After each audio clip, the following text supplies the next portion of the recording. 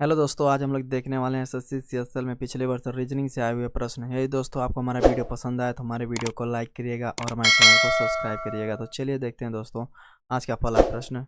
दोस्तों आज का पहला प्रश्न है, दी गई दो संख्याओं को आपस में बदलने पर निम्नलिखित में से कौन सा समीकरण सही होगा। 4 और 3 को आपस में बदलना है। जैसा कि जो है आपको दिखाई दे रहा है कि पहला जो है ऑप्शन सही है।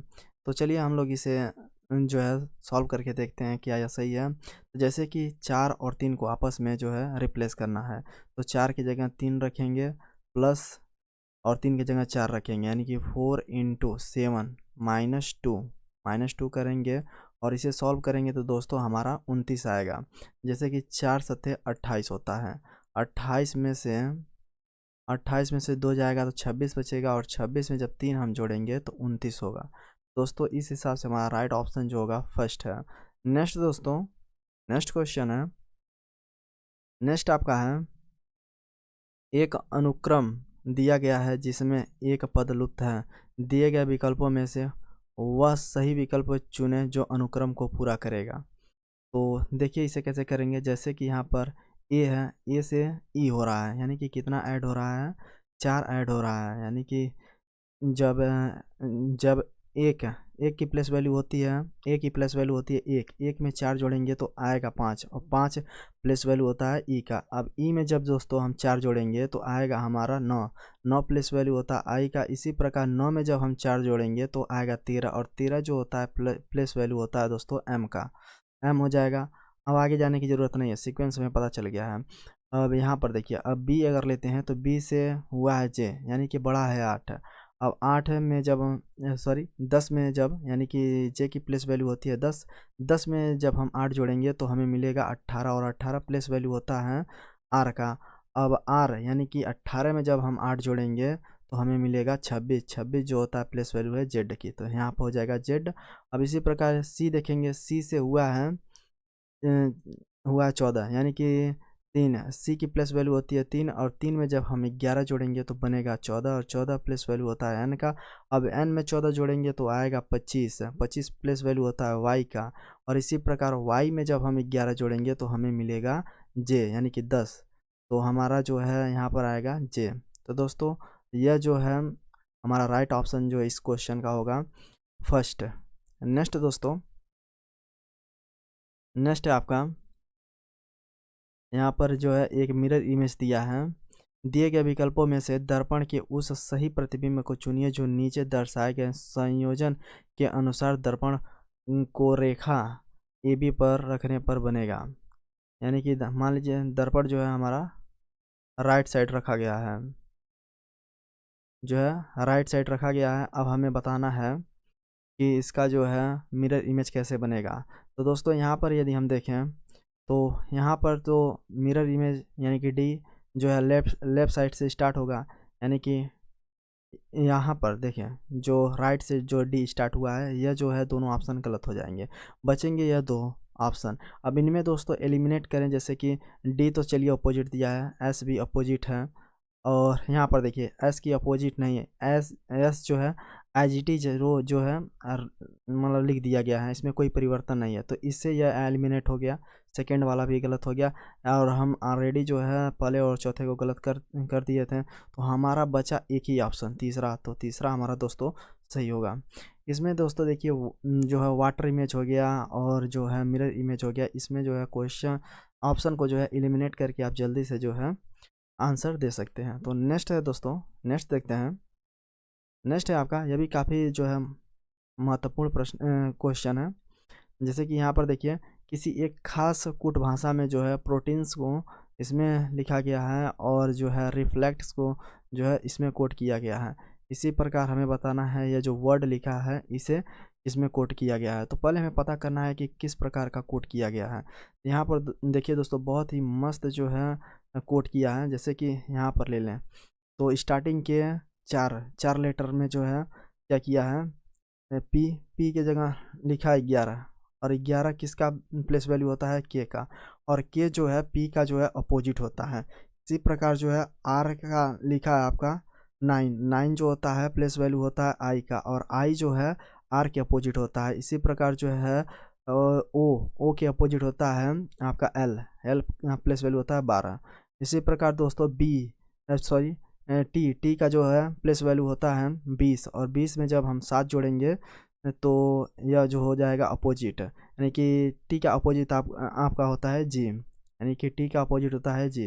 यानी कि कहने का मतलब है स्टार्टिंग के 4 लेटर अपोजिट जो है इनके लेटरों का प्लेस वैल्यू लिखा गया है। बाकी जो है यहाँ से जो है ई आई एन और एस इनका डायरेक्ट जो है प्लेस वैल्यू लिख दिया है। जैसे कि ई का होता है प्लेस वैल्यू 5, आई का होता है आपका 9, और जो है एन का होता है 14, और यस का होता है 19। यह डायरेक्ट लिख दिया है। और इसी प्रकार से कोड जो है इसमें भी किया है रिफ्लेक्ट में। तो इसी हिसाब से दोस्तों हम इसका आराम से निकाल सकते हैं इस नियम के अनुसार। जैसे कि एस का अपोजिट जो होता है आपका एस का प्लस वैल्यू होता है 19, और 19 का अपोजिट होता है आपका 8, यानी कि कह सकते हैं एच, तो लिखेंगे 8। और सी का जो होता है प्लस वैल्यू होता है 23, और 23 का अपोजिट सी का प्लस वैल्यू होता है 3, और 3 का अपोजिट जो होता है 24 लिखेंगे। इसी प्रकार जो है 5 का अपोजिट आपका यानी कि ई का अपोजिट होता है भी, यानी कि 22, और एन का अपोजिट आपका होगा एम 13। अब जो है बाकी जो लेटर बचे 4, इनका जो है डायरेक्ट हम प्लेस वैल्यू लिख देंगे। ए का होता है आपका 1, ए का होता है 1, आर का होता है आपका 18, और 9 का आई का होता है 9, और जो है ओ का होता है 15। अब हम देखेंगे दोस्तों ये जो है हमारा जो कोड है ये किस ऑप्शन में है। तो देखेंगे दोस्तों तो इसका जो है पहला ऑप्शन राइट होगा, और हमारा यहाँ पर कोड मैच करेगा।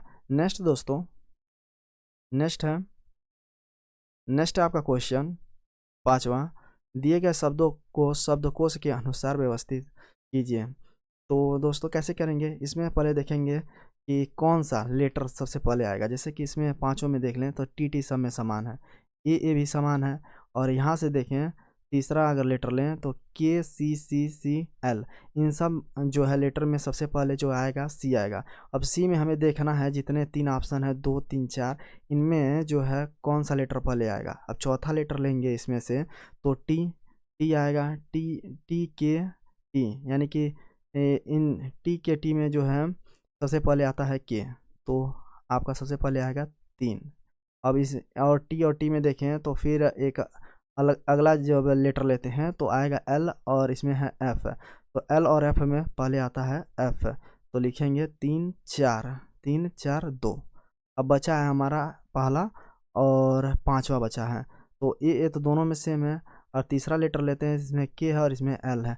के और एल में जो है सबसे पहले आएगा आपका के, तो यहाँ पर आएगा 1 और उसके बाद आएगा 5।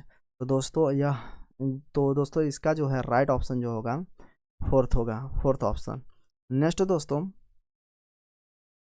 दोस्तों आपका छठा क्वेश्चन, इसमें बताना है कि पहला जो पद दूसरे पद से जिस प्रकार संबंधित है, इसी प्रकार से जो है नेक्स्ट जो है आने वाला पद जो है कौन सा होगा, जो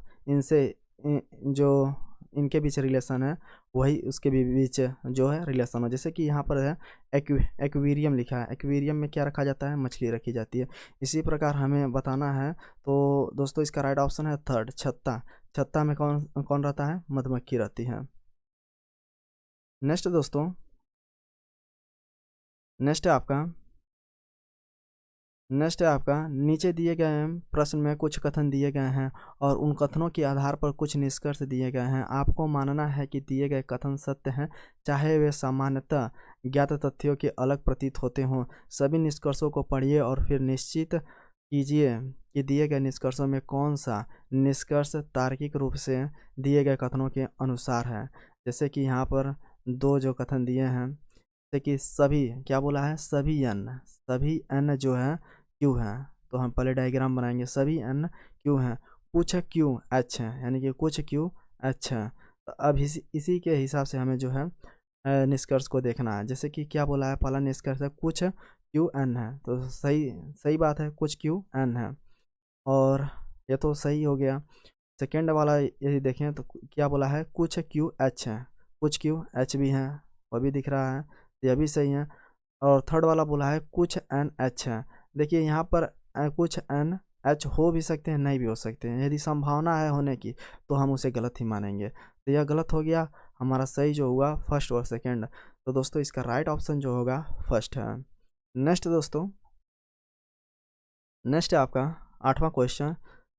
निम्नलिखित प्रश्न में दी गई श्रृंखला में से लुप्त संख्या को चुनिए। जैसे कि दोस्तों यहाँ पर देखें 2 है, 3 है, 5 है, 7 है, 11 है। यहाँ पर देखेंगे तो एक सीरीज चल रही है अभाज्य संख्याओं की, यानी कि 2 है, 3 है, 5 है, 7 है, 11 है, तो इसके बाद क्या आएगा 13 आएगा। तो दोस्तों इसका राइट ऑप्शन जो होगा सेकेंड होगा। नेक्स्ट दोस्तों, नेक्स्ट है आपका 9वां नंबर। 9वां क्वेश्चन आपका है किसी एक खास कूट भाषा में, यहाँ पर मैनेज को इसमें कोट किया गया है। इसी कूट भाषा में बताना है कि हमें लेटर को कैसे जो है कूट किया गया होगा। तो देखिए दोस्तों, हम मैनेज को देखें तो कैसे कूट किया है। जैसे कि एम का प्लेस वैल्यू होता है 13। 13 में यदि हम 3 जोड़े तो बनेगा 16। इसी प्रकार ए का प्लेस वैल्यू होता है 1। 1 में यदि हम 3 जोड़े तो बनेगा डी। और इसी प्रकार 14 का प्लेस वैल्यू होता है, सॉरी एन का प्लेस वैल्यू होता है 14। 14 में यदि हम दोस्तों 3 जोड़ें तो बनेगा हमारा 17। इसी प्रकार फिर ए में यदि हम 3 जोड़ते हैं तो बनेगा डी। और जी का प्लेस वैल्यू होता है 7। 7 में 3 जोड़ेंगे तो बनेगा जे, यानी कि 10। और 5 में ई का प्लेस वैल्यू होता है 5। 5 में यदि हम 3 जोड़ेंगे तो बनेगा 8। यानी कहने का मतलब है कि लेटर के प्लेस वैल्यू में जो है 3 जोड़कर जो है अपोजिट लिख रहा है। यानी कि कहने का मतलब है एन का प्लेस वैल्यू होता है 12। 12 जोड़ा सॉरी एन का प्लेस वैल्यू होता है 12। 12 में 3 जोड़ेंगे तो बनेगा 15। तो और जो है आप लिखेंगे ओ, यानी कि पीछे से लिखेंगे ओ। और ए का प्लेस वैल्यू होता है 1। 1 में 3 जोड़ेंगे तो बनेगा डी, यानी ओ डी। अब फिर जो है 20, टी का प्लेस वैल्यू होता है 20। 20 में 3 जोड़ेंगे तो बनेगा 23, यानी कि डब्लू। और इसमें भी 3 जोड़ेंगे तो बनेगा डब्लू। और ई का प्लेस वैल्यू होता है 5। 5 में 3 जोड़ेंगे तो बनेगा 8। और 8 प्लेस वैल्यू होता है एच का, एच लिखेंगे। और इसी प्रकार जो है 18। 18 में 3 जोड़ेंगे तो बनेगा 21। 21 प्लेस वैल्यू होता है यू का। तो दोस्तों अब हम मैच करेंगे कि हमारा जो है कूट जो है कौन से ऑप्शन में है। तो दोस्तों इसका जो है राइट ऑप्शन जो हैगा थर्ड है। नेक्स्ट दोस्तों, नेक्स्ट है आपका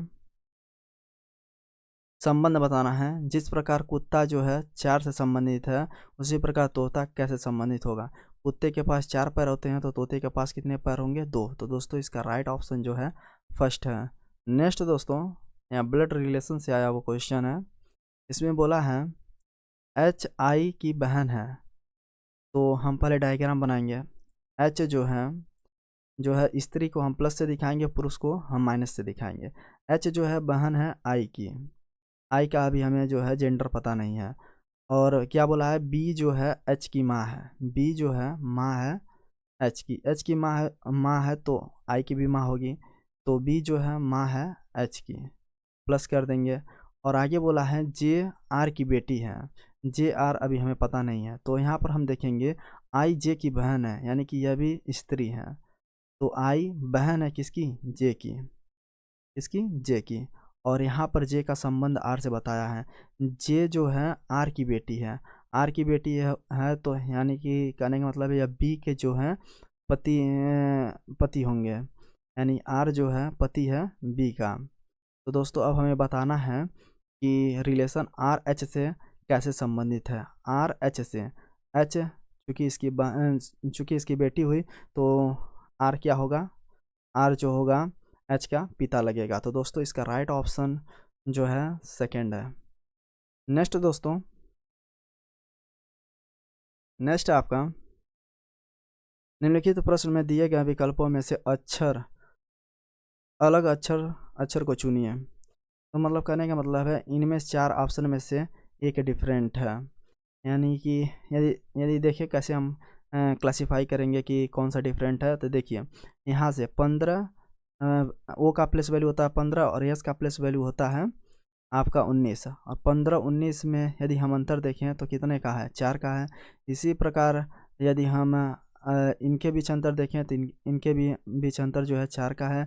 इनके भी बीच अंतर देखें तो 4 का है और इनके भी बीच अंतर देखें तो 4 का है। तो यहाँ तो सभी सेम। अब नेक्स्ट वाले जो है लेटर के साथ देखेंगे अंतर कितने का है। जैसे कि 19 एस का प्लेस वैल्यू होता है 19 और जो है एक्स का प्लेस वैल्यू होता है 24। इनके बीच देखेंगे तो अंतर तो आएगा 5 का, 5 का अंतर आएगा 5 का। और इनके बीच देखें तो जे का प्लेस वैल्यू होता है 10 और एन का होता है 14। इनके बीच अंतर है 4 का। और इनके भी बीच अंतर देखें दोस्तों तो आएगा 4 का, और इनके बीच देखें अंतर तो आएगा 4 का। यानी कहने का मतलब है 2 3 4 यह जो है एक पैटर्न को फॉलो कर रहे हैं, और यह पहला जो है यह अलग पैटर्न को फॉलो कर रहा है। इसके बीच जो है 2 लीटरों के बीच डिफरेंट 5 का है। तो दोस्तों हमारा जो है राइट ऑप्शन फर्स्ट होगा। नेक्स्ट दोस्तों, नेक्स्ट है आपका, इसमें क्या बोला है, इसमें बोला है दी गई आकृति में कितने चतुर्भुज हैं, कितने चतुर्भुज हमें यही बताना है। तो दोस्तों यहाँ से यदि हम देखें चतुर्भुज, तो एक चतुर्भुज तो यह हो गया, एक चतुर्भुज यह 2 हो गया, और इसे संयुक्त रूप से देखें तो यह एक हो गया 3। 3 चतुर्भुज इसमें बने, और इसमें भी 3 ही बनेंगे। एक यह हो गया, एक यह हो गया, 2 हो गया, और यह टोटल लेंगे तो यह बनेगा 3। 3 यहाँ हो गया, यानी कि 3 + 3। 3 के बाद यह एक हो जाएगा आपका 4, 4 हो गया, प्लस 1 लिखेंगे, 4 हो गया 4। अब इसे संयुक्त रूप से लें तो यह होगा आपका 5वां। तो एक ट्रायंगल एक जो है आपका चतुर्भुज यह हो गया, प्लस करेंगे, फिर इसमें देखेंगे दोस्तों तो यह एक हो गया, यह एक हो गया, और इसे संयुक्त रूप से लेंगे तो यह 2 हो गया, यानी कि +2 करेंगे। अब जोड़ेंगे दोस्तों, अभी एक ट्रायंगल और बनेगा, एक ट्रायंगल यह, इन्हें टोटल संयुक्त रूप से लेंगे टोटल को, तो एक ट्रायंगल यहाँ से बनेगा, और फिर इस टोटल को संयुक्त रूप से लेंगे तो एक ट्रायंगल यहाँ से बनेगा, यानी सॉरी ट्रायंगल निकल रहा है, यानी कि आपका चतुर्भुज बनेगा।